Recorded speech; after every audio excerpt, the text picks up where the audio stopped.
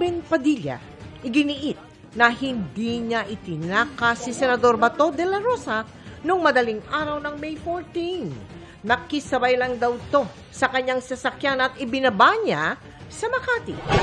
PNP Chief Jose Melencio Nartates, pinakilos na ang pambansang pulisya para dakpin si Senador Bato de la Rosa.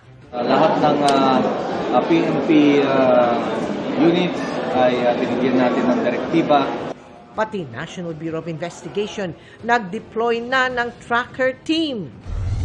Service contracting program para sa mga pampublikong sasakyan matatapos na ngayong araw. Pero daing ng ilang tsuper. 20 days, wala pang bayad sa amin. Sana may bigay na yung bayad sa amin sa contracting para makinabang din naman kami. Exclusive. Lalaking nagbebenta umano ng made-to-order na sex videos ng mga menor de edad. Huli sa Oriental Mindoro. Pagtakbo ni Senador Bato de la Rosa sa Senado para takasan ang mga tauhan ng NBI noong May 11.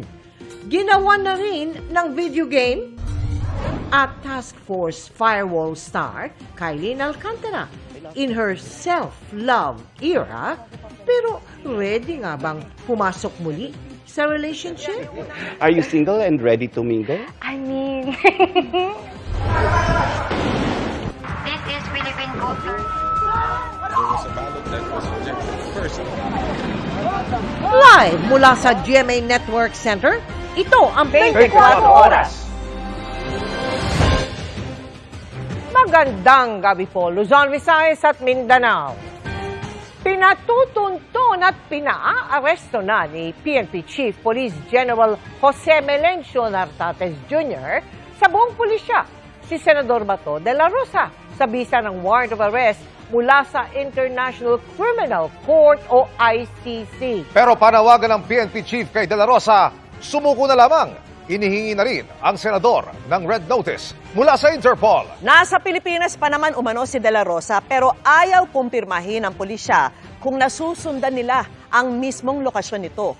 Nakatutok si Mariz Umali. Kasunod ng utos ng Department of Justice, We will implement the warrant of arrest. agad na